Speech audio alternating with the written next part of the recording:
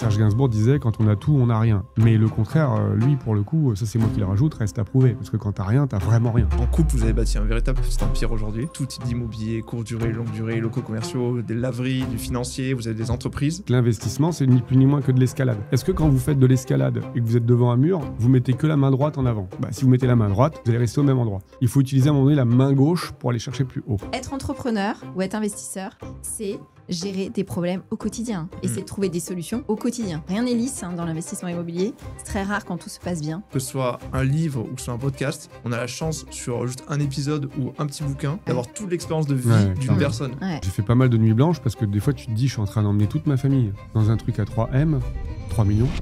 Aujourd'hui, j'ai le plaisir de recevoir Maud et Laurent, un couple très inspirant qui, parti de rien et à force de travail, ont réussi à bâtir un véritable empire, avec des dizaines de biens immobiliers, des locaux commerciaux, des laveries, des business, des portefeuilles en bourse et surtout une vision long terme. Toute leur stratégie repose sur ce qu'ils appellent les 3 piliers. Alors on va rentrer en profondeur dans cette stratégie pour essayer de comprendre leur méthode et comment on peut également s'en inspirer. Maud et Laurent sont très connus pour leur authenticité et leur franchise, alors je peux vous assurer que cette vidéo sera une bombe de valeur. J'en profite également pour dire que vous êtes de plus en plus nombreux à regarder mes vidéos et je vous en remercie, donc si vous appréciez le contenu, n'hésitez pas à vous abonner, c'est le meilleur moyen de me soutenir et je vous souhaite à toutes et à tous un très bon épisode. Hello Maud et Laurent. Salut. Salut Thomas. Re-bienvenue, parce que c'est la deuxième fois que vous venez sur ce podcast. La première fois, c'était il y a pile un an, je crois, à peu près. On était plus jeunes, mais t'étais beaucoup moins belle, ma chère. Toujours les bons mots. Ça, j'avais pas oublié. Et d'ailleurs, on s'était pas revus depuis, ça faisait un an. Et en un an, je pense qu'on a tous les trois beaucoup évolué. Ouais. Donc c'est super de pouvoir... C'est vrai. Limite, j'ai envie qu'on soit dans un an pour savoir ce qui va se passer. Moi, je dis tous les ans. On le fait tous les années. Oui, très bien. Moi, allez, ça tous les ans. Moi, ça me va bien. Et ce que j'aime bien, c'est qu'avec vous, je sais que même chaque année, il y aura toujours la matière à faire. Parce que ceux qui vous suivent le savent que vous êtes très, très actifs, très hyperactifs. Ouais, on fait quelques trucs, ouais. En fait, on aime ce qu'on fait. Du coup, on peut pas s'empêcher de faire des nouvelles choses, quoi. Oui. C'est moteur, en fait. Notre couple est très moteur. C'est-à-dire qu'il y a une idée, et il y a tout de suite un avocat du diable qui arrive, soit Maud ou soit moi, qui dit ça, c'est pas bien. En général, c'est moi, parce que les idées, justement, c'est monsieur. Ouais, qui a des idées, il en a je ne sais combien à la journée. Et après, il faut du rationnel un peu. Voilà, on canalise un peu. Et puis ensuite, il y en a beaucoup, mais il y a aussi beaucoup de passages à l'action. Parce que la meilleure idée, sans être mise en place, elle vaut rien, tu vois.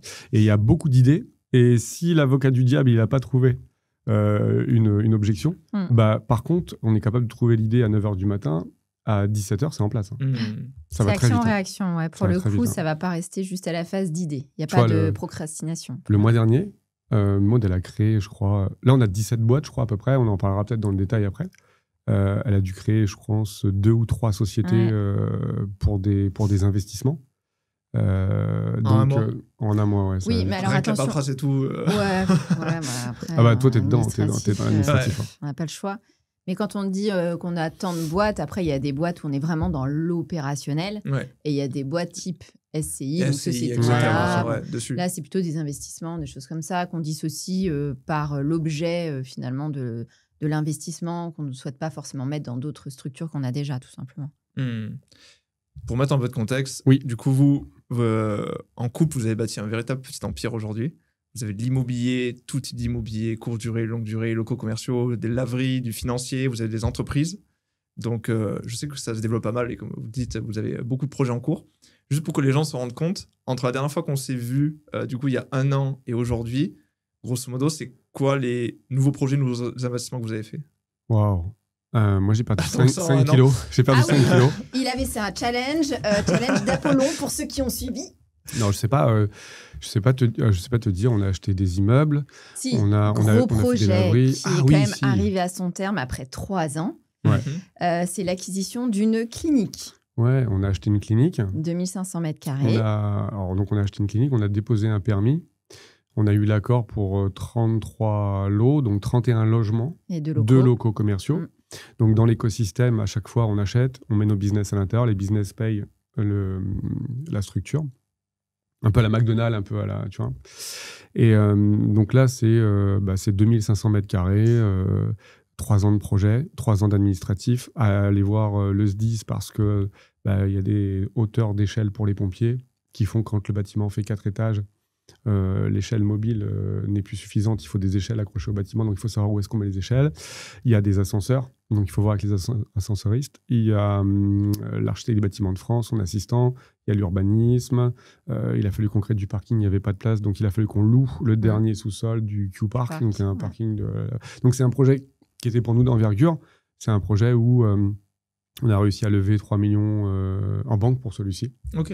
Donc voilà, ça c'est un projet qui est sorti cette année. On a démarré, là on a fait la première étape, donc on est propriétaire, on a fait mise en sécurité, la base vie pour les artisans, donc ça veut dire table, cuisine, vestiaire, voilà, c'est parti. C'est comme l'ouverture Là en fait on a commencé, là vraiment on va tout enlever, tout ce qui est gravat, etc. Et puis on va commencer, en fait ça va se faire en 3 phases. Qu'on a dissocié parce qu'en fait le bâtiment est un petit peu en L. Donc là ça démarre et on est parti pour 3 ans de travaux. Donc on a mis 3 ans pour l'avoir. Donc je pense que le mot patience quand on est investisseur, ça fait vraiment partie du vocabulaire. Faut rien lâcher, ça fait partie du chemin en tout cas en fonction des projets. Rien n'est lisse dans l'investissement immobilier. C'est très rare quand tout se passe bien, franchement.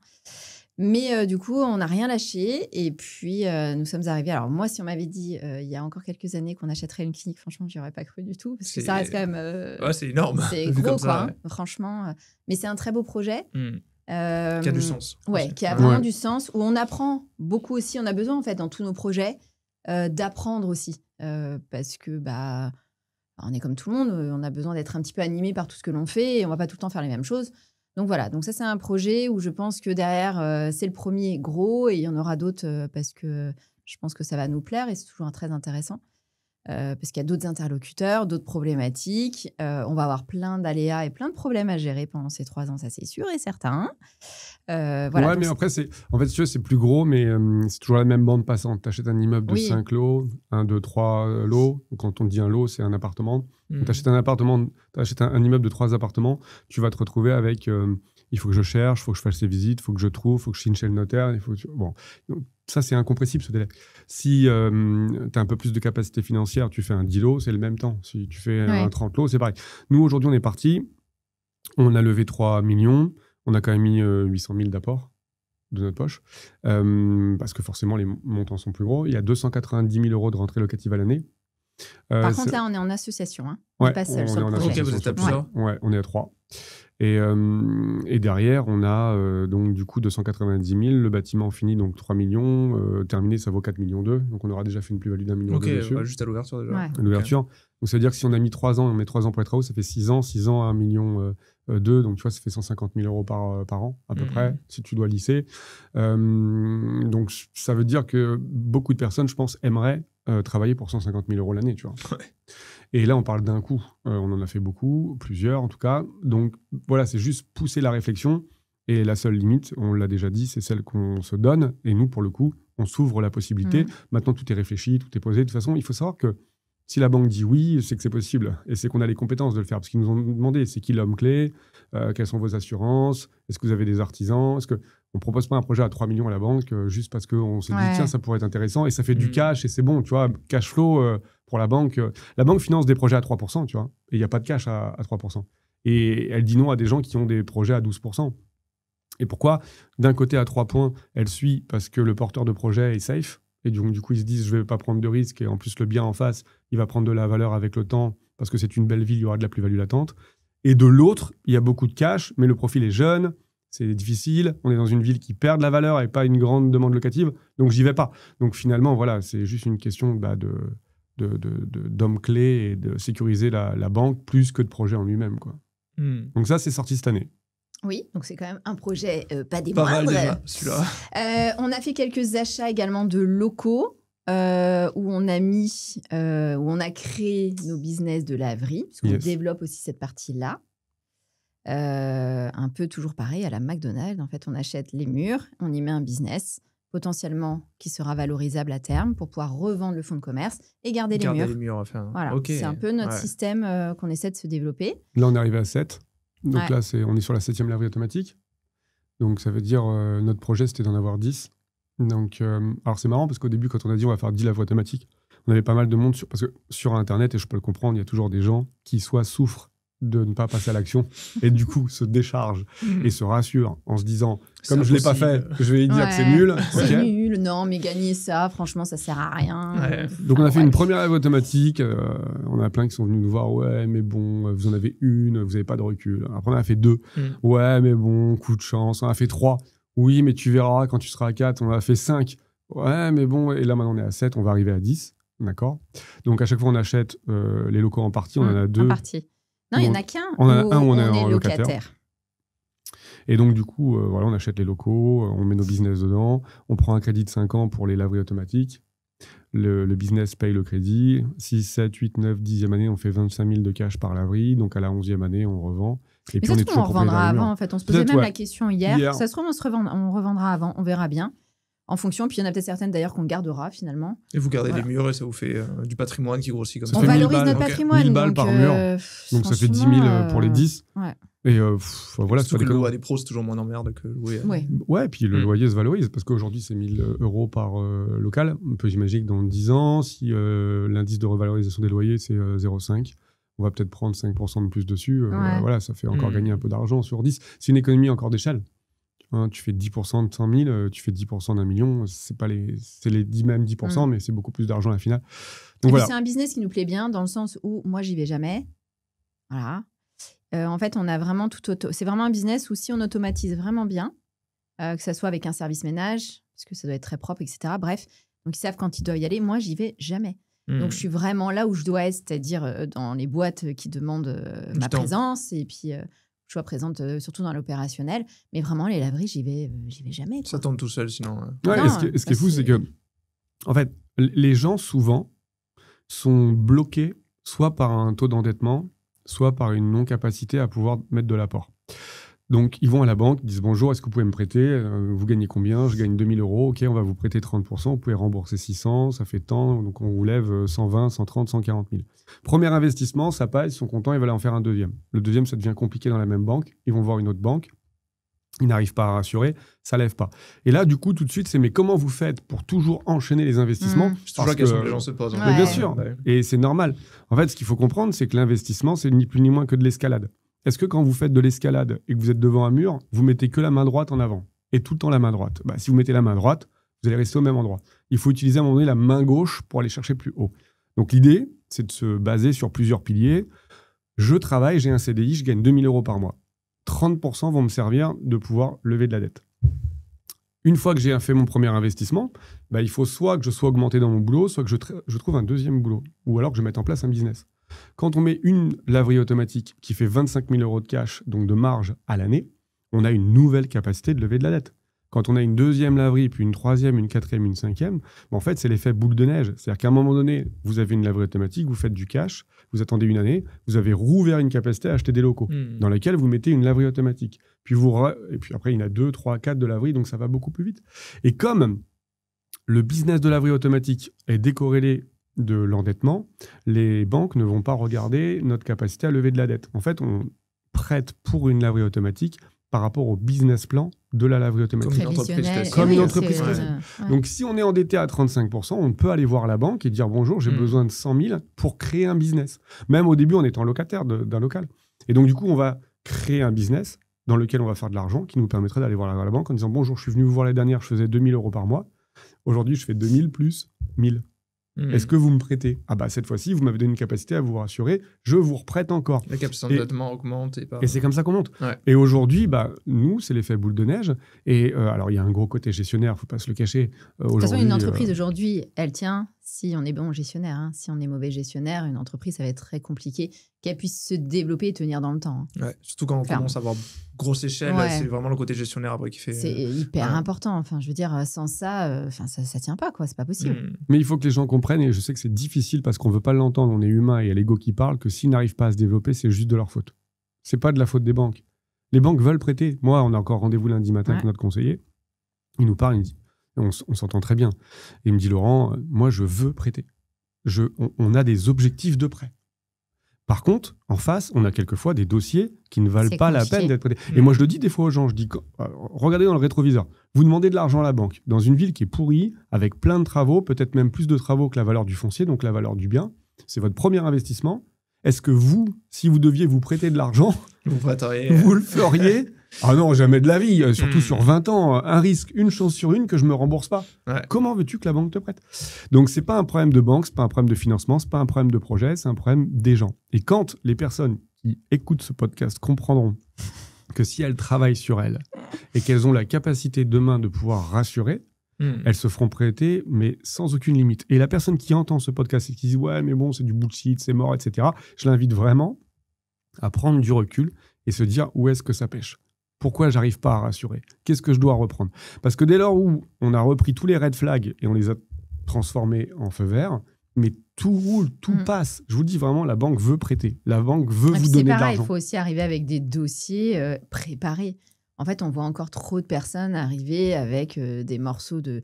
Enfin, nous, je sais que les dossiers, quand je les présente pour des financements, quels qu'ils soient, que ce soit du pro ou pour de l'investissement immobilier, c'est hyper carré, hyper détaillé. Enfin, je veux dire, les même banquiers n'ont rien à faire.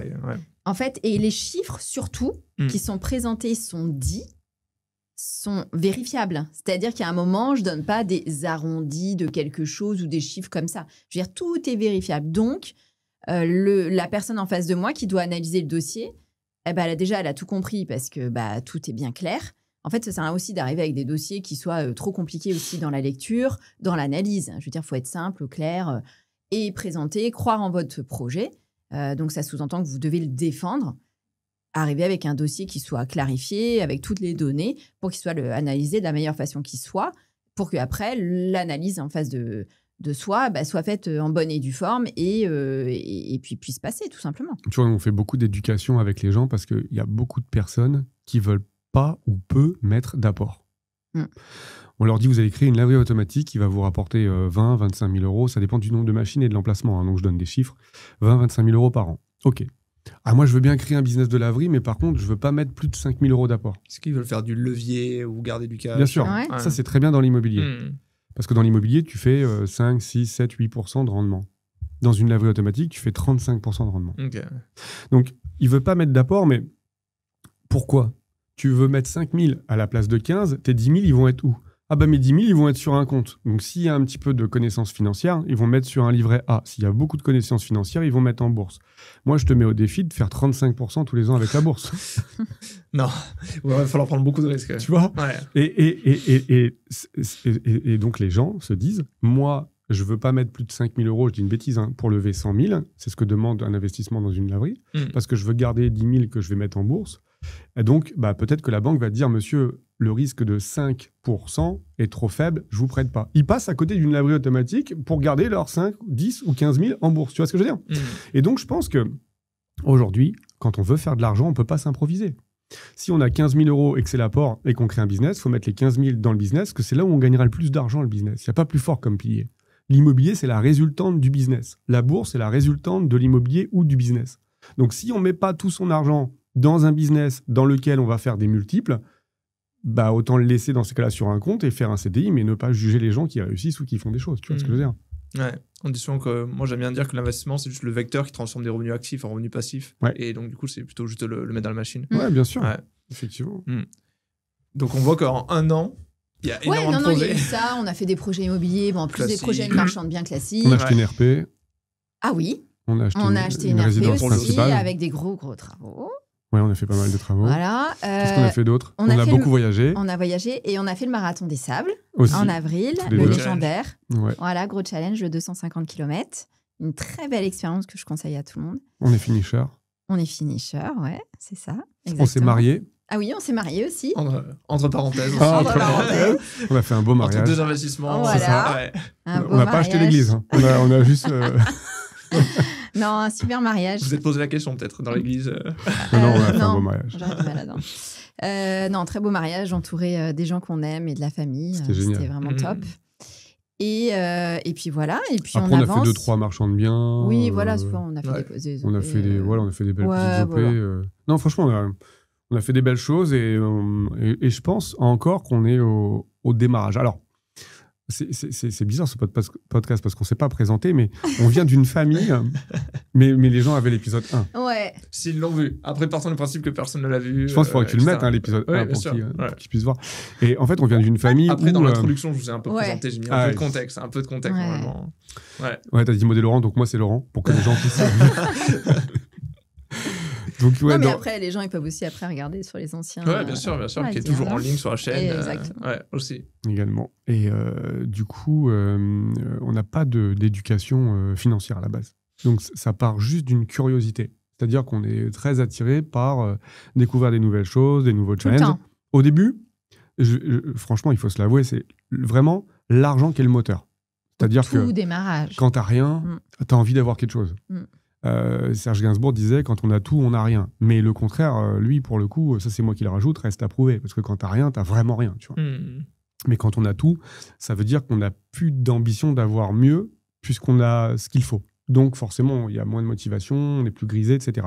Nous, c'est plus, entre guillemets, l'argent, le moteur, mais c'est les challenges, les rencontres. C'est-à-dire qu'aujourd'hui, on fait beaucoup de rencontres dans divers domaines. On est amoureux de l'être humain et on se rend compte quand on a une ouverture d'esprit, qu'on est capable de découvrir des nouveaux milieux, des nouveaux métiers. Encore hier, on a découvert un nouveau métier qu'on ne connaissait pas du tout dans la finance. Et ça, c'est une curiosité qui nous permet de pouvoir nous évoluer. C'est-à-dire que le fait juste de s'intéresser, le fait de s'ouvrir, le fait d'être même, j'ai envie de dire, facilement... Tu sais, les gens qui réussissent sont des gens qui sont facilement coachables. C'est-à-dire, dès lors où on se dit, OK, je m'ouvre, je laisse, j'enlève tous mes préjugés, j'écoute, ça permet de pouvoir avancer. Ça permet de pouvoir se dire... Il n'y a rien de pire que quelqu'un qui se dit « je sais tout, j'ai tout vécu, je connais ». Limite quelqu'un qui est né avant son père. Tu vois.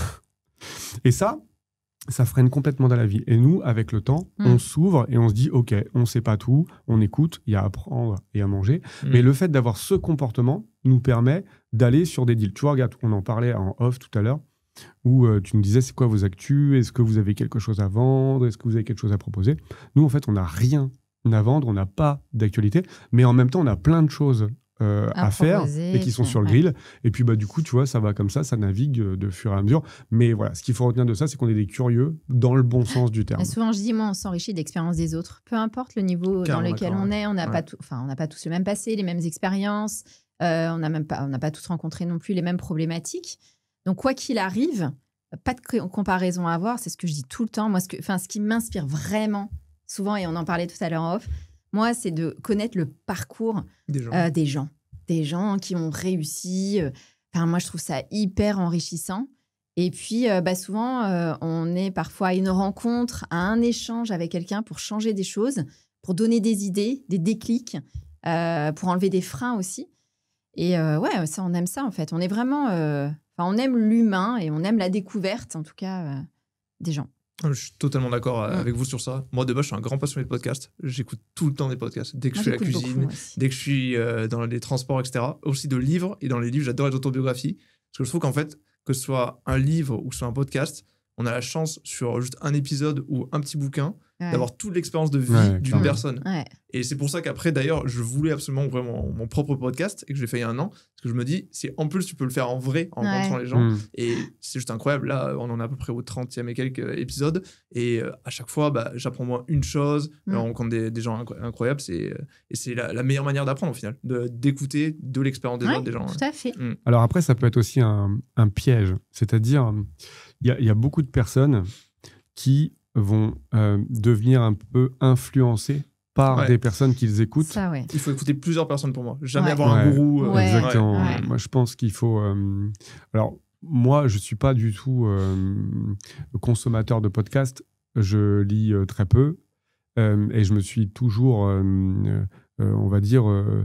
expérimenté à travers la vie, quoi. L'action. Toi, tu es plutôt très autodidacte. Ouais, je suis assez autodidacte. Et ce que je pourrais conseiller aussi aux gens, c'est vraiment de leur faire prendre conscience que tout le monde a un talent, en fait. Tout le monde a quelque chose et qu'ils peuvent écouter 1 milliard de personnes et se dire ils ont 1 milliard de talents que je n'ai pas, qu'ils auraient aimé avoir, mais que le leur est bien présent. Parce que chaque personne a une vraie source de génie et qu'il faut la développer, celle-ci. Moi, je vois ma fille, elle est en CM2, tu lui dis 3 x 2, elle te dit 5, tu vois, elle est vraiment en maths, c'est catastrophique. Ça va un petit peu mieux sur les tables, mais pas de raisonnement maths, tu vois.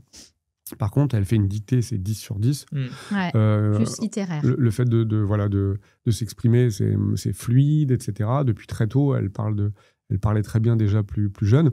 Et du coup, à l'école, le premier réflexe, c'est de dire on va te payer des cours d'orthophoniste, on va t'expliquer les maths. Les maths. Tu vois ce que je veux dire ? Et moi, je dis à ma fille, s'il faut, papa, il t'emmène, parce que moi, je suis là, il n'y a pas de souci. On peut travailler tes lacunes, parce que je n'ai pas envie non plus qu'elle se dise mon père, il voulait que je sois très, très génie, mais je suis une cancre complète de l'autre côté, donc je veux bien que ça s'équilibre un peu. Mais je lui dis, chérie, ne pense pas que tu es mauvaise, parce que tu as une très grande qualité. Et dans la vie, il vaut mieux avoir une qualité et quelques défauts plutôt qu'être moyen partout. Sinon, t'es juste la moyenne. Et le fait juste de lui dire, chérie, t'as une qualité, du coup, maintenant, elle y arrive mieux en mathématiques parce qu'elle a pris confiance en elle et elle se dit, OK, donc je suis pas nul. Tu vois ?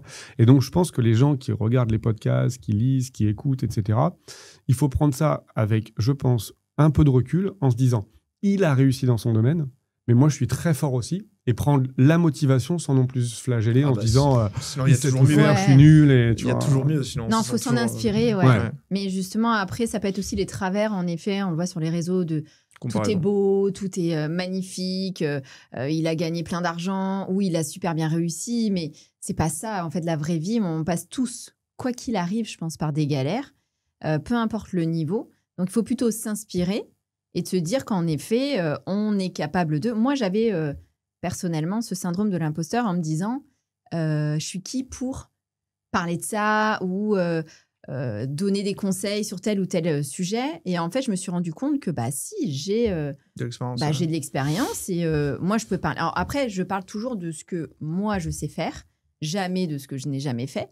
Et je vois que ça peut fonctionner, que ça peut en aider en tout cas. Et je me dis, dans ces cas-là, c'est OK. Et j'ai bien fait, justement, je fais bien de conseiller ou en tout cas d'en parler de mon expérience. Maintenant, c'est dur, on passe tous par des moments de galère, des remises en question perpétuelles. Mais il ne faut pas se dire qu'on est tous nuls et qu'on ne peut pas y arriver, qu'on continue à procrastiner derrière son téléphone, à scroller les réussites des autres. Enfin, on est tous confrontés à ça à un moment ou à un autre, de toute façon. De toute façon, on parlait tout à l'heure, qu'est-ce qui s'est passé pendant un an ? C'est génial, vous avez fait ça, ça. On en a connu des galères. Les 33 lots, là, on a fait nuit blanche. Surtout toi. J'ai fait pas mal de nuits blanches parce que des fois, tu te dis, je suis en train d'emmener toute ma famille dans un truc à 3 millions. Alors, si ça se passe mal, notre patrimoine immobilier, c'est pas un château de sable.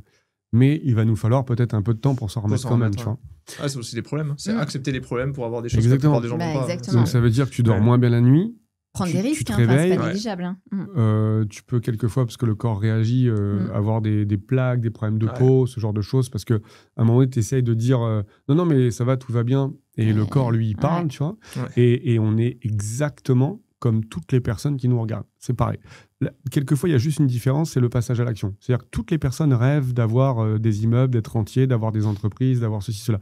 La différence entre les deux, c'est pas une capacité ou une incapacité, c'est juste un passage à l'action. C'est à quel moment tu es capable de dire « j'y vais ». À quel moment tu es capable de dire « il y a plus de risques que je réussisse plutôt que plus de risques que j'échoue ». C'est juste ce comportement, en fait. Tu auras toujours des gens qui regarderont des gens monter dans une belle voiture et des gens qui conduiront la belle voiture. C'est où est-ce que tu veux te situer dans les deux sens. Moi, je suis descendu très bas. Très bas ou à un point où j'ai dormi dans la rue. C'était compliqué. Après mon divorce, il fallait que je me flagelle un peu, etc. Est-ce que Laurent a souvent besoin d'être en face du mur pour comprendre ? Et il avait besoin, cette période-là était nécessaire justement pour que... C'était nécessaire, mais ce qui est fou, c'est que tant que tu as la santé, tu peux te retrouver au plus bas. Je me suis retrouvé à marcher dans la rue. J'arrive devant une pharmacie, il y avait un miroir et je me regarde. Et je suis confronté à mon regard, tu vois. C'est fort, cette image, je l'ai encore en tête. Je marche, j'attends le temps pour aller dans ma voiture et dormir. Et j'arrive devant une pharmacie, un miroir, et je me vois. Et là, je me regarde, je me dis donc là, à ce moment-là, tu vois, là, Laurent, là, t'as tout perdu. Là, t'es en bas, tu peux pas aller plus bas. Donc, c'est donc ça. Ça, c'est le moment où t'es en bas. Donc, je dis OK. Donc, j'ai toujours 10 doigts, j'ai une tête, j'ai un cerveau, je bois pas, je fume pas, j'ai plus d'argent, mais par contre, je suis capable de réfléchir. Donc maintenant que j'ai vécu ce qu'il y a en bas, maintenant que tu as vu le fond de la piscine, tu vois la couleur du carrelage, tu sais combien il y a de carreaux, maintenant on va remonter. Et une fois que tu remontes, tu te rends compte que le bas n'est pas si exceptionnel qu'on peut l'imaginer, parce que tu sais, Il y a des gens qui ont un CDI à 2000 € par mois et qui se disent, je ne vais pas investir, je peux le perdre. Or, un CDI à 2000 € par mois, je pense que tu peux le retrouver beaucoup plus facilement plutôt qu'une affaire qui peut te permettre de pouvoir remplacer ton salaire en l'espace de 20 ans, le temps que les locataires payent ton bien, tu vois. Mais tant que les gens n'ont pas vécu ce qui se passe en dessous et qu'ils n'ont pas vu l'envers du décor ou derrière le rideau, ils ont toujours cette peur. Tu sais, derrière, je sais pas, peut-être qu'on imagine que tu vas marcher et qu'au lieu d'un miroir, tu vas avoir un lion qui va te sauter dessus, qui va faire que t'es mort. Ça m'est jamais arrivé, tu vois. Donc du coup, le fait de connaître ça, aujourd'hui, il y a une appétence. Et moi, j'invite vraiment les gens à se poser la question et se dire, on en parlait même hier, tu vois. Hier, on était tous les deux, on sortait du restaurant, Maud me dit, on a 43 et 44 ans. Ouais, c'est vrai, hein. De ça. Tu veux le dire, ça, c'est une folie. Hein. Ouais, et en fait, je sais pas pourquoi, ces derniers temps, je me dis, putain, on a 43, 44 ans, le temps passe. Très vite. Très vite. On est potentiellement à la moitié. On vit des années, je pense qu'on vit nos meilleures années en ce moment, clairement. Franchement, encore une fois, on a une famille qui est en bonne santé, on est en couple. Des parents vivants. Et on vit vraiment, j'avoue, nous, notre couple, on a une synergie, une fusion. Dans tous les domaines. Tous les domaines. Business, ouais, etc. tout. Je pense pas que... c'est pas souvent qu'on a cette complicité qu'on peut avoir. J'ai pas dit que, voilà, c'est vrai qu'on travaille ensemble. Souvent, il y en a plein qui nous disent, mais en couple, comment vous faites et tout. Mais au final, on kiffe, nous. Et puis, il y a des moments où on peut être dans la même pièce, mais en fait, on n'est pas ensemble. Vraiment, hein. On est chacun sur des tâches. Nous, tout s'est fait naturellement, en fait, entre nous, sur tout ce que l'on fait. Mais on a besoin de faire ces points ensemble. On a besoin d'être ensemble. C'est comme ça, c'est naturel. Et c'est vrai que hier, on marchait, on errait dans les rues de Paris. On se disait, surtout moi, ces derniers temps, je me dis, le temps passe vite. C'était en fait une prise de conscience en me disant, c'est dommage qu'on n'a pas encore peut-être 30 ans parce qu'on a tellement de choses à vivre, on a tellement envie de faire plein de choses. Le monde est grand, on adore les voyages. Et puis, on voit nos enfants qui grandissent aussi. Donc, on se rend compte aussi que nous, on vieillit, clairement. Ça nous le rappelle. Et voilà, qu'il faut vivre à fond ces moments-là parce que c'est maintenant, en fait. On n'est pas éternel. Et donc, ça fait bizarre, tu vois. On se dit, rendre compte des fois. C'est une prise de conscience. Et toi, tu m'as dit, c'est marrant, ça m'arrive de temps en temps. Ouais, parce que moi, elle me dit, on est sûrement au milieu de la vie. Et je dis, au mieux, on est au milieu de la vie. Parce que... Pour mettre l'ambiance. T'as 43. On peut se faire faucher par un bus. Si t'es au milieu... mais ça, c'est clair. Non, mais même pire, c'est-à-dire que t'as 43. Mais le 0,43, t'es beaucoup plus dans la force de l'âge que le 43-86. Hein. Ouais. Le 43-86, mec... à 70, 75, 80, je lui ai dit à Maud, les chicots, ils vont se barrer, les cheveux, on va donner une image, on va avoir mal aux genoux, de l'avenir, au dos. C'est pas les mêmes 43, tu vois. Ouais. On a eu les 43 où t'apprends à marcher, manger, t'apprends à l'école, tu fréquentes, tu vas en boîte, tu dors pas de la nuit, le lendemain t'es frais, t'as pas une cerne. Nous, aujourd'hui, si on tente une boîte de nuit, mec...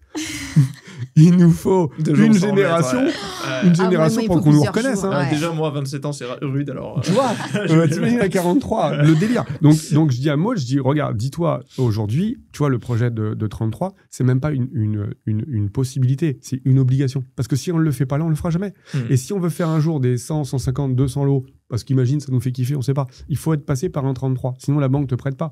Quand on a fait 33, là, la banque nous a dit, c'est quoi votre track record? On a dit, on a déjà fait des immeubles de 9, de 12. OK. Celui-ci, on va le diviser en 3. Et c'est comme si vous en aviez 3, 2, 11. Tu vois. Donc, du coup, aujourd'hui, quand on discute avec moi, je dis, voilà, tu vois, ça passe vite. Regarde, il faut pas regarder dans le rétro. Il faut toujours regarder devant. Mais quelquefois, il faut te dire aussi, dans ma prise de décision, il faut qu'elle soit un peu risquée. Moi, j'invite toutes les personnes, sans non plus jeter du pont, mais j'invite toutes les personnes à se dire, la vie est courte, il y a quelque chose à vivre, essayons de prendre une part de risque, parce qu'il y a du gain derrière. L'audace. Tu vois, il y a quelque chose... Voilà, c'est ça, en fait. Avoir de l'audace. Derrière, il y a... Donc, c'est pas all-in, parce qu'il faut être réfléchi. Maud le disait, un bon chef d'entreprise, c'est pas quelqu'un qui vend, c'est quelqu'un qui sait gérer son entreprise, hein, d'accord? Mais, de temps en temps, il faut aussi prendre quelques risques. Ou alors, sinon, il ne faut pas s'étonner qu'il y en a qui réussissent et les tirer à boulet rouge. Quoi, tu vois. Ouais. Pour avoir des choses que la plupart des gens n'ont pas, il faut faire des choses que la plupart des gens ne font pas, tout simplement. Exactement. Exactement, c'est-à-dire prendre des risques et puis surtout faire des choses, quoi, passer à l'action. Il y en a tellement qui se plaignent en se disant oui, j'aime pas ma vie ou j'aimerais plus, mais en même temps, ok, mais tu fais quoi en fait pour avoir cette nouvelle vie ou pour passer à l'étape supérieure? Ça fait peur, hein, de toute façon, tout ce que... Quand on ne maîtrise pas quelque chose, on a peur et c'est juste normal, en fait. Moi, la première. Maintenant, il faut, dans ces cas-là, s'entourer. Il n'y a pas de mal à s'entourer aussi de personnes. Alors, soit un entourage Alors, parfois, proches, ce n'est pas forcément les meilleurs conseillers. Hein. Je parle de la famille, des choses comme ça. Quand on parle d'investissement, souvent, ils rejettent leur propre peur. Sur nous. Voilà. Ils nous aiment trop. Exactement. Donc, c'est plus de la protection. Ouais. Et eux-mêmes ont entendu dire que tu sais, oui, mais il y a un ami qui a eu un problème, blabla. Le locataire n'a pas payé. Voilà. Donc, ça, c'est du récurrent. Donc, on évite. Mais par contre, aujourd'hui, via les réseaux, via tellement de choses, on a la possibilité d'avoir un entourage qui nous amène vers le haut pour pouvoir avancer. Donc, quand on n'arrive pas à le faire seul, ce qui est tout à fait possible et ce qui est normal, dans ces cas-là, je pense qu'il faut bien s'entourer et passer à l'action. Ouais, bon, le locataire n'a pas payé, mon immeuble s'est effondré. En fait, ça, on peut en entendre parler, mais c'est comme les avis Google, en fait. Les gens qui ont un problème avec un locataire vont en parler. Sur 100, il va y en avoir un. Les 99 autres, moi, on a été manger au restaurant hier, c'était très très bon. J'ai pas eu le réflexe d'aller sur Google et de dire... Il était noté 2 étoiles. C'est très bon. Tu vois, c'est très bon. Tu vois, j'ai pas eu le réflexe d'y aller en disant c'est bon. Par contre, si ça avait été mauvais, peut-être que, dans mon bon français de pure souche, j'aurais été sur Google en disant c'est dégueulasse. Tu vois. Ouais. Donc, les gens qui disent j'ai un problème avec mon locataire ou qui passent à la télé sont peut-être des gens qui ont eu des problèmes. Et c'est vrai, ça peut arriver. Mais les 99 qui n'ont pas eu de problème, ils vont pas passer à la télé. Tous, déjà, on n'en a rien à foutre d'eux. En disant bah, écoutez, moi, j'ai acheté un bien, il est loué et je touche mon loyer tous les mois. Pub. Point. Voilà, pub, ça s'est bien passé. Il n'y a pas d'audience, c'est pas intéressant. Donc, en fait. si tu regardes les mecs qui tombent, bah, forcément, tu fais rien. Par contre, si tu te passionnes pour les mecs qui réussissent, tu peux faire quelque chose. Ouais. Tu vois, regarde, moi, je vais te dire, on avance avec Maud au jour le jour en prenant du recul. On n'a pas eu d'éducation financière. Mais regarde avec nos petites laveries automatiques, notre business de pauvre. On va voir la banque. Une laverie, ça vaut 100 000 €. Okay, on lui demande un crédit pour une laverie. On a 100 000. On lui demande une deuxième laverie. On a 200 000. Et avec les gains de ces laveries automatiques, on relève de la dette. D'accord ? On crée 2 sociétés avec, à chaque fois, 5 établissements. Donc, on se retrouve avec 2 x 5, 10 laveries automatiques. OK ? Donc, on a investi pour 1 million d'euros. OK ? Les 10 laveries à 100 000. Au bout de 5 ans, les laveries se sont payées par les clients qui sont venus à l'intérieur. Donc, on n'a plus de crédit. On a donc les 10 laveries qui valent 10 fois 100 000. OK ? Ces laveries automatiques-là, on est en France. En France, quand tu vends une entreprise jusque 500 000 € qui a exploité au moins 5 ans, tu n'as pas d'imposition sur la plus-value. Ça veut dire que dans 5 ans et un jour, on vend nos 10 laveries automatiques 100 000 € pièce. On se retrouve avec 1 million. OK ? Moi, j'ai 1 million cash. Je vais voir la banque. Je fais un coef de 3. La banque va me prêter 3 millions. Donc, comment je passe de 0 à la 11e année à 3 millions de liquidités ? Parce que je suis passé par un levier business. Ça, c'est pas des choses qu'on nous explique, nous, quand on est gamin, par nos parents, et encore moins à l'école. Mais parce qu'on est curieux dans le bon sens et qu'on produit plutôt qu'on critique, on trouve des choses qui nous permettent de pouvoir nous élever. Et passer de 0 à 3 millions par cette démonstration, c'est pas compliqué. Ça demande juste du temps, mais c'est toujours le temps qui travaille. Hein. L'argent facile n'existe pas. Et ça demande juste du bon questionnement. Et quand on a mis ça en place, le deal, il est marché, c'est matché. Moi, je l'ai dit à Maud, on va arriver à 10, on va vendre à la 11e année, on crée 2 structures, on a nos établissements. Et en plus, l'effet qui se coule, on achète les murs. Donc, ça veut dire que dès qu'on a vendu, on a pris notre million, on a la capacité de lever 3, et en plus, on se retrouve avec 10 murs qui ont une valeur entre 120 et 150, ça fait 1,2 million, 1,5 million qui est payé par les laveries automatiques. Donc, c'est pas juste de la chance, c'est pas juste beaucoup de risques, parce que c'est pas un grand risque de prendre 10 laveries automatiques, c'est juste se poser la question et se dire comment on élève le plan, comment on le met, et on y va. Et ça, je ne vais pas dire que c'est à la portée de tout le monde parce que je ne sais pas qui nous écoute, mais pour quelqu'un qui se pose les bonnes questions, qui est curieux, qui est facilement coachable, c'est-à-dire quelqu'un qui se dit « j'ai pas la science infuse, j'ai pas la vérité et je peux la trouver », dans 11 ans, il a 3 millions sur son compte. Si on dézoome sur votre stratégie, parce que je trouve qu'elle est hyper intéressante, et en plus, ce qui est pas mal avec votre stratégie, c'est que je pense qu'une personne qui est très avancée, qui commence à avoir un gros patrimoine, etc., ça marche, mais une personne qui débute aussi, elle pourrait le voir dans ce sens-là aussi. Donc, ça peut être hyper intéressant. Je sais que c'est les 3 piliers, comme vous l'appelez, avec le pilier business, pilier immobilier, pilier investissement passif, je pense. Ouais, placement. Placement, assurance vie. Encore une fois, ne pas mettre tous ces œufs dans le même panier. Vous êtes capable de nous l'expliquer globalement, comment vous l'avez structuré, que ce soit du coup pilier 1, pilier 2, pilier 3, et comment vous passez à chaque fois d'un pilier à l'autre et comment vous le structurez? Oui, bien sûr. Tu veux en parler un peu, chérie? Vas-y. Ok. Nous, en fait, on a 3 piliers qui sont donc le pilier 1, tous nos business. Tous nos business, du coup, nous permettent de pouvoir lever de la dette pour alimenter un pilier 2 qui est l'immobilier. Et l'immobilier, alors, on n'a pas de chance, on a 43 et 44 ans, mais on a la chance d'avoir maintenant des immeubles qui sont en fin de dette, sur lesquels on peut soit faire du prêt hypothécaire pour se refaire prêter de l'argent, soit juste jouir de l'ensemble des loyers, puisque c'est la vraie richesse de l'immobilier quand même, c'est d'avoir l'intégralité des loyers. Et donc, soit on a encore du crédit sur le pilier numéro 2, et donc du coup on n'a que du cash flow, c'est-à-dire on a une dette et une rentrée locative. Et la différence entre les deux, c'est notre cash flow qui nous permet de pouvoir le placer. Ou alors, on a l'intégralité des loyers et déduit de l'imposition nous permet de pouvoir alimenter notre pilier numéro 3 qui, lui, est CTO entreprise, CTO particulier, PEA particulier et qui est également assurance vie que l'on peut avoir pour se protéger. Et des investissements un petit peu plus atypiques. On fait aussi, on investit dans les chevaux de course. Voilà. Private equity, des choses comme ça. On n'a pas. On n'a pas. Ça, pas encore. Non. On aime bien investir dans nos entreprises. Ouais, pas dans celles des autres. J'avoue que dès qu'il y a de la on en a fait une quand même. Ouais, si on a fait un petit coup sur... on a fait un peu de business angel, mais voilà. Ouais, sur l'entreprise. Ouais, sur une entreprise, mais voilà. Mais après, on a un système, on a un groupe de sociétés. Donc, en fait, c'est vrai que nous, notre analyse aujourd'hui, elle est globale. Donc, on a un système de holding avec des sociétés filles, donc régime mère-fille. Et en fait, au milieu, puis après, tout gravite autour. Et encore une fois, c'est pour ça qu'on a pas mal de sociétés, mais encore une fois, chacune répond à des investissements ou à un besoin ou à une société bien particulière. Voilà. Ou alors, si on a des associés qui sont différents, parce qu'on a appris aussi à s'associer. Voilà, ça, d'ailleurs, c'est pendant cette année. Parce qu'avant, on n'était pas associés du tout. Ouais, on a fait quelques deals avec des associés. Ouais. Voilà, on a fait quelques deals avec des associés. On ne voulait pas au démarrage, mais encore une fois, seul, on va vite, mais à plusieurs, on va plus loin. Donc, il faut juste trouver les bons associés, surtout faire les choses en bonne et due forme. Je parle en termes de statut, pourquoi pas des pactes d'associés, etc. Parce que, encore une fois, quand tout va bien, ça va, mais on peut parler justement des choses qui fâchent, comme de la mésentente, de la succession et autres. C'est un mariage. Voilà, exactement. Donc, il faut savoir se protéger. Encore une fois, dans tout business, c'est pas l'entrée qui est importante, mais c'est la sortie. Donc, savoir se protéger sur toutes ces péripéties qui peuvent arriver. Donc, ça, c'est important. Donc, ça, c'est vrai qu'on s'est associé sur certains business ou investissements immobiliers. Voilà, mais tout est structuré de cette manière-là, donc avec la holding et les différentes sociétés. Donc, en pilier numéro 1, on a toutes les sociétés. Alors, nous, on a construit ce qu'on appelle un écosystème. Ouais, autour de c'est-à-dire que c'est très compliqué quand on veut beaucoup d'actifs d'être bon dans tout. On en a parlé tout à l'heure avec ma fille, par exemple. Nous, notre vraie valeur ajoutée, c'est l'immobilier. C'est de là d'où on vient. Moi, j'ai commencé à investir à 19 ans, donc c'était en 2001.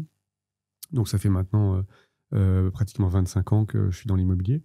Donc, du coup, on a un écosystème où, d'ailleurs, demain, un cuisinier pourrait avoir un restaurant, faire des recettes, vendre un livre de cuisine, faire du conseil sur comment on fait de la cuisine. Ça, c'est un écosystème. Nous, il est immobilier, donc on a une agence de conseil en investissement immobilier où donc on aide les gens à investir suivant leur objectif. Voilà, la personne, elle a un gros capital, elle veut le sécuriser. On va plutôt aller en zone patrimoniale, on va diluer le risque avec un immeuble, mais on va lui apporter peut-être du 5-6% une fois la taxe foncière déduite. Ensuite, sortie de cet écosystème, donc de cette société de formation, de conseil, on a une agence immobilière. Ensuite, on a une société de rénovation tout corps d'État. Secondes œuvres. Et ensuite, on a une société de gestion locative. Donc, ça veut dire que notre pilier numéro 1, c'est un grand pipe sur lequel on a un client qui peut rentrer. On le conseille sur la stratégie. Donc, on fait un audit des démarrages. Ensuite, on lui trouve un bien immobilier. Avec l'agence. Ou sans notre agence, puisque s'il y a une bonne occasion, mais que ce n'est pas l'agence qui l'a, on le conseille sur autre chose. Ensuite, on peut lui réaliser ses travaux pour qu'il y ait un gain de temps, ça reste et ça va vite. Et ensuite, on peut lui louer, parce que si ce n'est pas dans sa région, ça peut être plus facile qu'il le délègue complètement et on aura mis les frais en amont pour qu'il sache exactement quelle est la rentabilité. Mais à chaque fois, par contre, juste sur cet écosystème, on a répondu à un vrai besoin des clients. En fait, quand on a commencé à faire de la formation, c'est que comme on était sur les réseaux, nous, on est des personnes de terrain pour le coup. Donc, on faisait et on en fait encore beaucoup de travaux nous-mêmes qu'on partageait. Au quotidien, on le voit. Alors que c'est rare, on pourrait se dire que voilà, j'ai un gros patrimoine, maintenant, je délègue tout ça. Et alors on a appris à déléguer parce qu'on n'a pas le choix. À un moment, on ne peut pas être partout non plus. Mais on fait énormément nous-mêmes. Déjà parce qu'on aime ça et puis on vient du terrain, en fait. Je crois qu'on ne changera pas. même si on a appris à déléguer, on a besoin, nous, d'être sur le terrain tout le temps et de gérer aussi les merdes, etc. Après, on a un homme toute main quand même, où on délègue beaucoup. On a quelqu'un qui fait toutes nos, on va dire, les chasses d'eau, les poignées, les étagères, les rideaux, tous les trucs du quotidien, les stores, tout ça, on appelle, on dit tu peux y aller, nous, il est auto-entrepreneur. Ça, c'est assez récent. Mais ça, c'est récent, ça a 6 mois, 6-8 mois, tu vois. C'est quand même très récent, hein, et c'est appréciable. Là, par exemple, quand on a, je dis toujours, un paquebot à diriger, c'est-à-dire qu'on a beaucoup d'immobilier à notre échelle, il y a toujours quelque chose. Il y a toujours là, on était en Corse, il y a un ballon qui fuit. C'est sûr que si on a 10 ou 20 appartements, c'est rare d'avoir un ballon qui fuit. Mais par contre, quand il y a beaucoup d'appartements, une fois par mois, on a un ballon à changer, on peut avoir un dégât des eaux, il peut y avoir un locataire qui a... Une poignée qui est cassée, par exemple, comme tout à l'heure. C'est du quotidien. Mais nous, aujourd'hui... ça ne nous dérange pas. Notre rôle, il est vraiment de chef d'orchestre à notre niveau. Donc, on fait encore des choses nous-mêmes, mais moins que ce que ça n'a été, parce que c'est pas productif, quoi. Et la gestion locative, si un locataire a un problème sur tous vos appartements, c'est pas à vous qui envoie un message, si, encore aujourd'hui, c'est à nous. C'est ce qu'on gère en direct. Maintenant, on apprend à les éduquer aussi, quand même, parce que y a aussi des locataires qui ont une tendance à la moindre petite problématique, ils nous appellent, sauf que on rappelle juste que certaines choses, c'est à leur charge et c'est à eux de gérer. Changer une ampoule à un moment, enfin voilà, on peut le faire soi-même, quoi. Ouais. Après, on a une gestionnaire locative. On a une gestionnaire locative, Et heureusement, parce que avec notre visibilité sur les réseaux, c'est plus possible de faire les visites. Parce que si on fait une annonce, on peut faire des annonces et répondre, mais dès lors où on se donne rendez-vous, mais je vous suis, vous êtes le gars ou la nana des laveries, le truc, génial, et mais alors du coup 6 mois, et on rentre dans un délire. Donc ça, on est obligé de le déléguer, on peut pas le faire. Oui, puis après, problème de temps, puis il faut savoir déléguer. À un moment, je pense que notre valeur ajoutée n'est pas forcément d'aller faire des visites des états des lieux. Enfin, voilà, clairement. Mais du coup, pour revenir à ce que je disais, c'est vraiment, on a répondu à chaque fois à un besoin, à une demande. Donc, c'est vrai qu'au démarrage, c'était les formations parce qu'on nous l'a demandé, parce qu'on partageait beaucoup. Donc, on a créé ces formations-là. Ensuite, on s'est aperçu que malgré les formations, même si ça permettait d'avoir des bases pour beaucoup, il y en a encore beaucoup qui avaient du mal à passer à l'action. La peur de trouver le bon endroit, la partie travaux, c'est souvent quand même quelque chose qui est assez compliqué, etc. Donc, on a proposé un vrai accompagnement. Donc ça s'est fait. Et ensuite, la partie travaux bloquait souvent encore pour des personnes. Ça, c'est vraiment l'expertise de Laurent, puisqu'il vient de ce domaine-là, vu qu'il avait une boîte dans la géothermie et puis... pas mal de connaissances à ce niveau-là. Donc, du coup, c'est pour ça qu'on a créé cette société de rénovation secondes œuvres. Donc là, on répond encore à une autre demande, mais que dans certains secteurs de la France. On ne va pas partout. On n'est pas multi... c'est pas possible. Et ensuite, la partie gestion locative, tout simplement, c'est qu'encore une fois, il y a des personnes, voilà, ils veulent vraiment déléguer, ne pas avoir de problème, ne rien gérer. Et auquel cas, on répond à la demande. Donc, à chaque fois, cet écosystème, on l'a créé pour répondre à des vrais besoins de clients que nous avions. Il vous manque la comptabilité LMNP à la fin, SCI, et c'est bon. Vous pouvez tout proposer. Société comptable. Là, on a... après, ceux qui rentrent on propose aussi les contacts. Après, ils gèrent eux-mêmes, c'est pas nous. Mais parce qu'on sait que c'est très compliqué de trouver un bon comptable, un bon avocat fiscaliste, très, très compliqué. Nous, on est passé par là et ça a été quand même difficile de trouver une bonne personne qui nous comprend. Et puis, chacun a son domaine d'expertise, dans chacun, voilà, un comptable n'est pas forcément expert dans le LMP, le LMNP, dans les différentes sociétés. Tout comme pour les fiscalistes, etc. Exactement. Donc, voilà, on a notre juriste également. Enfin, voilà, on peut donner les contacts. Après, ils gèrent eux-mêmes et prennent leurs honoraires entre eux. Enfin, voilà, mais tu vois, on pourrait imaginer et se dire comment gérer autant d'entreprises, c'est possible, tu vois. Mais moi, à l'époque, j'avais une boîte, j'étais débordé. Aujourd'hui, avec toutes les boîtes qu'on a, je suis débordé. Mais c'est une question d'organisation. Parce qu'en plus, on a 3 enfants, tu vois. Donc, il y a le tennis, il y a la gymnastique, il y a les beaux-arts, il y a les langues étrangères. Il faut s'en occuper. On fait du sport. On fait au moins une fois par jour du sport. Donc, on aime bien courir. Soit on fait muscu, soit on fait course à pied. Tous les jours. Ouais, la plupart du temps. Alors, parfois, on va faire du off parce qu'on n'a pas le choix, parce qu'on est... la journée, elle n'est pas non plus... Mais en général, c'est une fois par jour. Mais c'est vraiment une question d'organisation.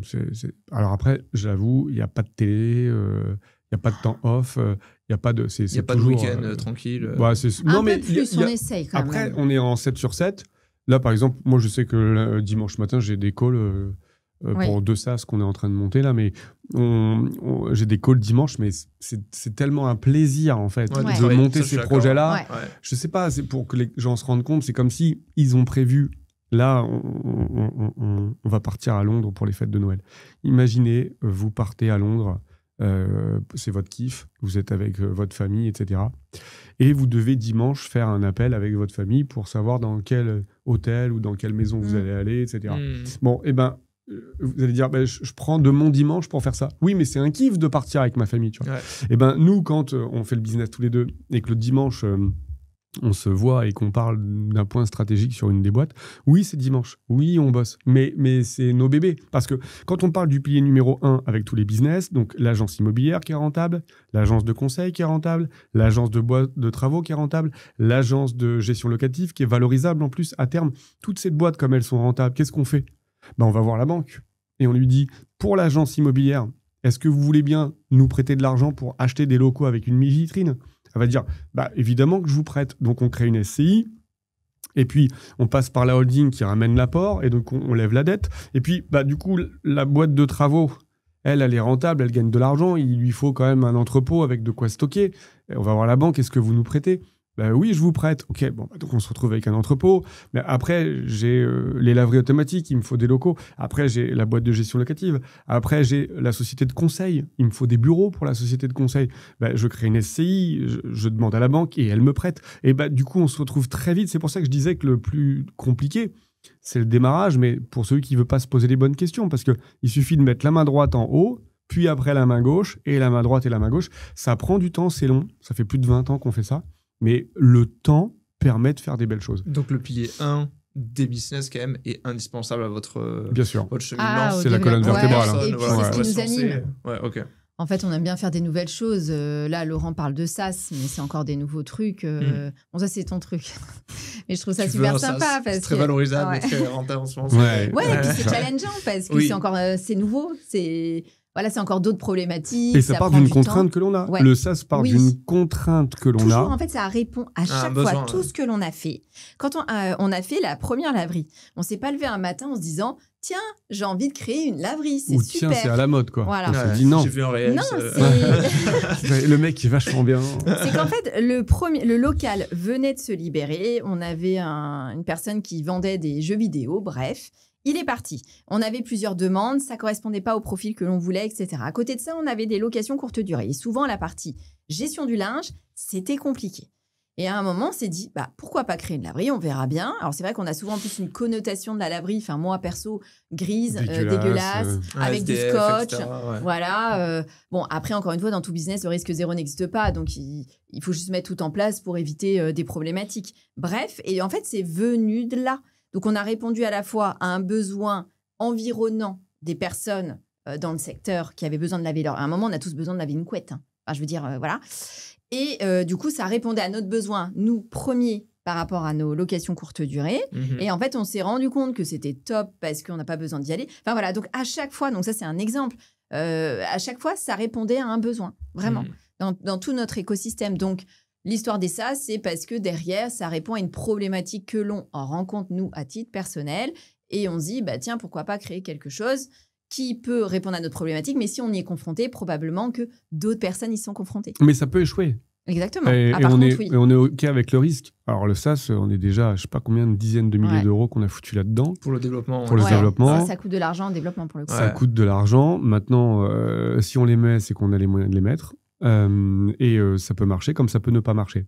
Si ça marche, c'est un gros multiple, donc on pourra bien... C'est très valorisable. C'est très valorisable. Si ça marche pas, on a gagné en expérience. Mais dans les deux cas, moi, c'est un challenge qui m'anime. J'étais encore avec le développeur full stack au téléphone ce matin. On prenait un petit café, il y a plein de notions nouvelles, j'apprends plein de choses. Moi, je kiffe. Je suis curieux de tout ça. Si en plus, ça peut rapporter de l'argent, tant mieux.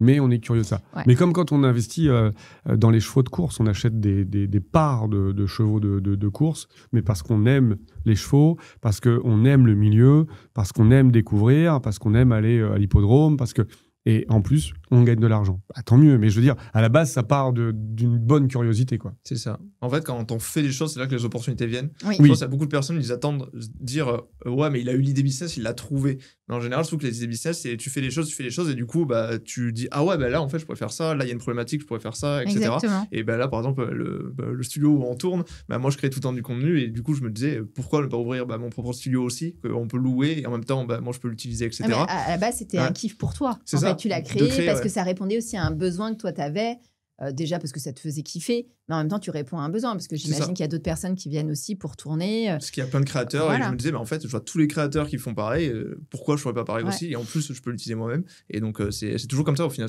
On fait des choses, et il y a des besoins qu'on identifie. Ouais, et puis aujourd'hui, on a quand même l'intelligence artificielle qui arrive en force, qui nous permet des nouveaux métiers. Donc, il y en a qui s'éteignent, qui reviennent.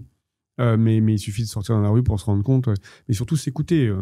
Moi, j'ai quelquefois des besoins, et du coup, je me dis, si je l'ai, il y en a plein d'autres qui doivent l'avoir.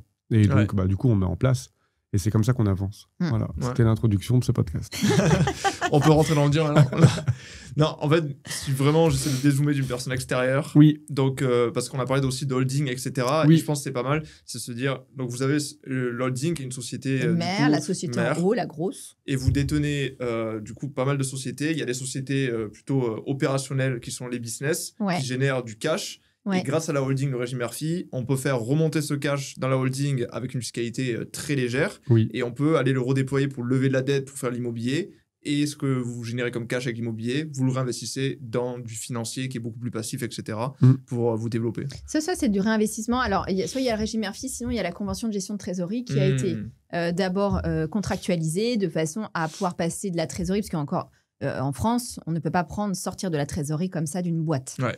Ce n'est pas parce que vous avez de la trésorerie, que vous êtes en positif sur un compte, que vous êtes bénéficiaire. Ce sont deux choses distinctes comptablement parlant.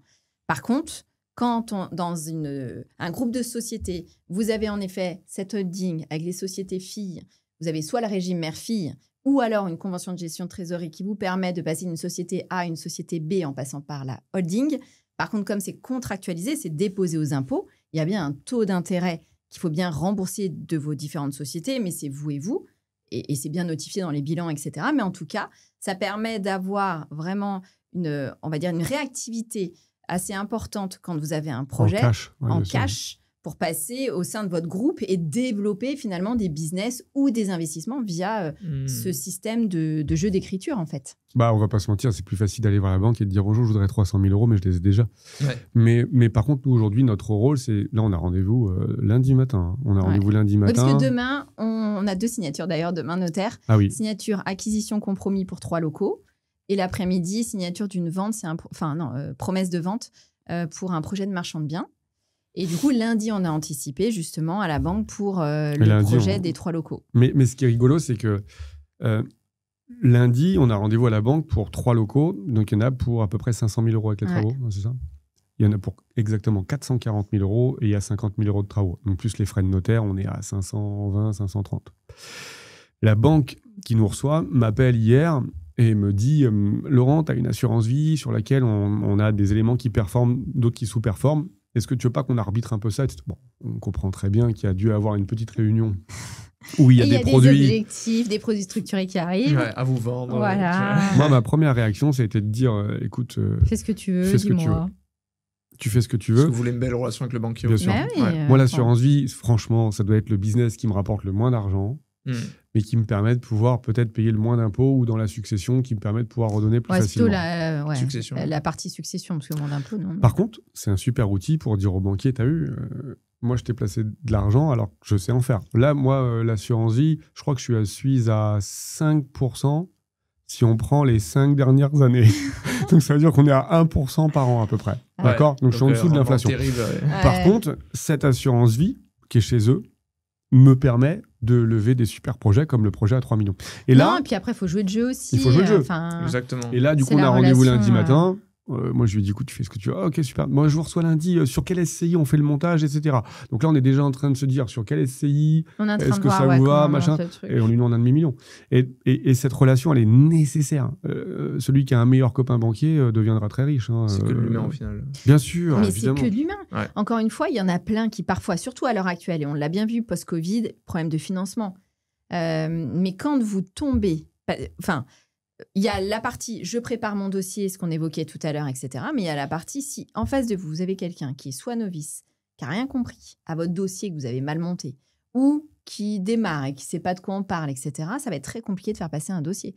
Par contre, si tu es face à quelqu'un qui te comprend, qui a envie, parce qu'il y a une super bonne relation, qui a confiance, parce que voit que on a les reins solides et nous, on a les structures et on a une certaine expérience quand même, forcément, ça facilite quand même le développement déjà à la fois de la relation, mais ça facilite surtout le développement de nos business et de nos investissements. Enfin, je veux dire, après, il faut rester cohérent avec qui l'on est, avec nos capacités, bien évidemment. Si vous avez quasiment rien et vous y allez pour demander 1,5 million, bon, ça va être quand même très compliqué. Il faut rester cohérent par rapport à ça, mais en face de nous, l'humain, de toute façon, la clé quand même reste l'humain. Ouais. Le financement, c'est vraiment le nerf de la guerre en immobilier. Ça me fait penser d'ailleurs qu'il y a plein de personnes tout le temps qui me disent ouais, par exemple, j'ai mon compte titre chez ma banque, mais je devrais le bouger parce que j'ai vu dans tes vidéos que tu dis que les frais sont beaucoup trop élevés, qu'il n'y a pas une offre d'investissement assez intéressante. Et donc, je veux le bouger, je vais ouvrir un compte chez Interactive Broker, Trade Republic, etc., où il n'y a pas de frais.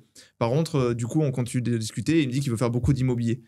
Et je lui dis, bouge pas ton compte titre alors. Parce qu'en fait, il faut toujours avoir des leviers aussi de négociation, comme vous dites, c'est apporter quelque chose pour pouvoir avoir quelque chose. Exactement. Si je veux pas faire d'immobilier, que moi je me dis je veux faire que du financier, oui, mettez pas votre compte titre, votre PEA chez votre banque, parce que vous allez avoir beaucoup plus de frais, etc. Mais si le but c'est d'avoir une bonne relation avec votre banquier, vous pouvez pas tout prendre, ne rien donner. Ça, c'est pas possible. Non, clairement. Non, il faut toujours redonner un petit peu, sinon... c'est la confiance, c'est donnant-donnant. Ouais, on le voit surtout sur les marchands de biens. Hein. Nous, c'est vrai qu'on fait des opérations de marchands en autofinançant.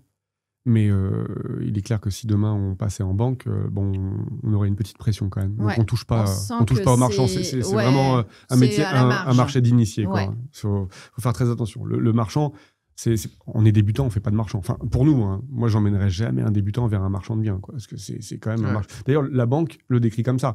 Nous, quand on rencontre la banque, elle nous dit c'est quoi votre track record. Encore une fois, qu'est-ce que vous avez fait comme OP? Parce que sinon, elle finance pas. Parce qu'il y a tellement de marchands qui demandent une prorogation parce qu'ils n'arrivent pas à commercialiser, à vendre ou à diviser, ou la vente pète. Parce que marchand, c'est quoi? J'achète, je divise, je vends, ou j'achète, je divise le terrain, division parcellaire, ou j'achète, je refais une partie des travaux sans tout refaire pour pas être requalifié, et je revends un bien qui a été amélioré. La plupart, donc, achètent, divisent, et au moment de la pré-commercialisation, ils ont quelqu'un qui achète, mais sous condition d'une offre financière, par exemple. Et au bout de 3 mois, pas de dossier bancaire. Donc, on proroge encore d'1 mois. Et toujours pas. Et ben, on est revenu au point de départ. De financement, pardon. On est revenu au point de départ. Et le marchand, il supporte. Il supporte la dette, le taux, il supporte tout, quoi. Donc, si on n'a pas un peu les reins solides, c'est pour ça d'ailleurs que sur les marchands, les banques demandent environ 20% si c'est pas pré-commercialisé, même certaines 30% d'apport, parce qu'elles prennent un tel risque. Vraiment, pour moi, si on n'est pas expert dans l'immobilier, le marchand me semble un peu compliqué. Voilà. En tout cas, nous, c'est pas dire que c'est pas bien, parce que ça peut être... En ce moment, j'entends. C'est la période qui... Moi, je trouve que la période, en tout cas de revente, est quand même plus compliqué. Donc, fut un temps, c'était plus simple. La vente, tout se vendait vraiment très, très bien. Mais voilà, donc on le sent quand même.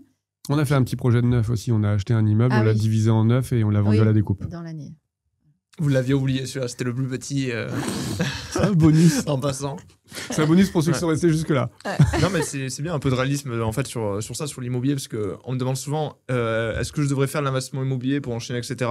Bah oui, c'est toujours un très bon investissement, comme tu dis, ça progressera toujours dans le temps. Voilà. Mais est-ce que tu es prêt aussi à y mettre de l'implication ou à avoir ce qu'il faut pour le cash, ce qu'il faut pour pouvoir faire de la dette, etc.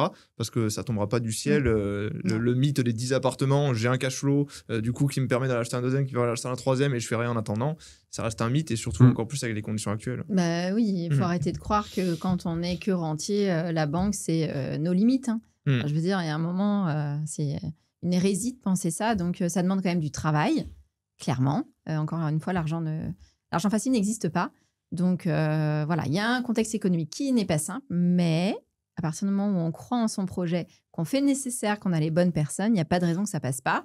Et après, ça passe par la case création d'actifs, business en parallèle, hein, clairement. Bon, c'était un plaisir, franchement, ce deuxième épisode. Plaisir partagé. Merci, plaisir partagé. Je pense que dans un an, on refait pareil. Allez, dans un an. Par contre, prévois 2 heures au moins. La prochaine fois, je pense qu'il faudra prévoir au moins 2 heures. Sinon, ce sera trop compliqué. L'introduction d'une demi-heure déjà. Ah, toujours. Si vous voulez voir la suite, en tout cas, on n'a rien à vendre, mais on est très présent sur Instagram. Je mettrai tous les liens. Je peux mettre les Insta. Les deux. Et comme ça, vous pourrez vivre les aventures au quotidien. Les aventures du quotidien. De ma chérie et moi-même, vous verrez, c'est folklore. Et on partage tout, on reste humain à côté de ça. Et puis, ma chérie me fait pas... Me fait garder la tête froide. Il n'y a pas moyen de prendre la grosse tête. D'où l'on vient. Exactement. C'est hyper important de rester humble. Voilà, encore une fois, s'inspirer, pas se comparer. Et puis, voilà, il y a toujours mieux que soi, quoi qu'il arrive. Voilà. Mais je confirme, mais comme je vous l'ai dit en off, moi je pense que ce que j'apprécie beaucoup chez vous et que beaucoup de gens apprécient aussi sur les réseaux, c'est vraiment ce côté authentique qu'on voit de moins en moins. Sur les réseaux, les gens choisissent ceux qu'ils veulent montrer.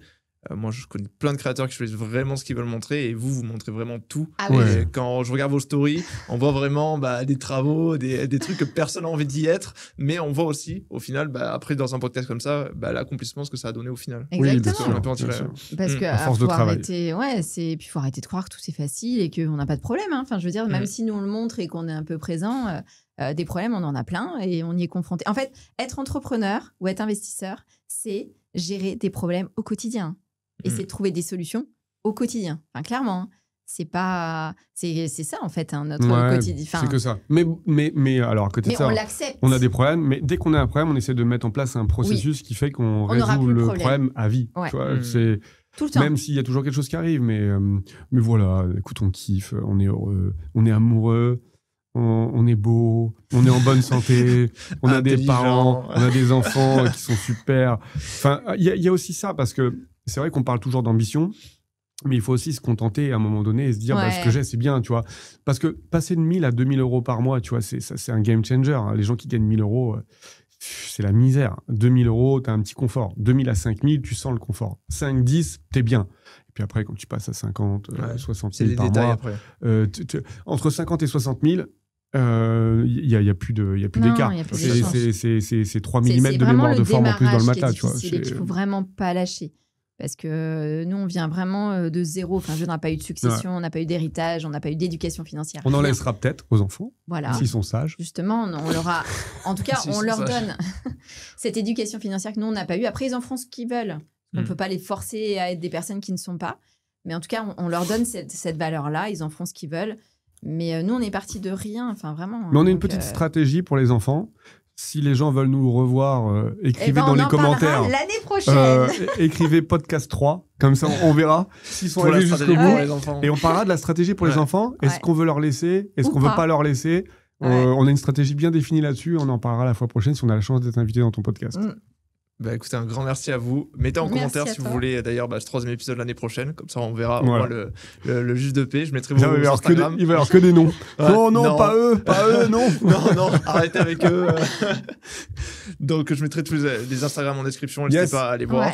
Et franchement, si vous avez regardé jusqu'ici, que vous avez apprécié, que vous n'êtes pas encore abonné, vous êtes obligé de vous abonner. C'est le meilleur moyen de nous soutenir et d'avoir plein d'autres personnes comme Maud et Laurent sur la chaîne. Et je vous dis à très vite. Prenez bien soin de vous. À très vite. À très bientôt.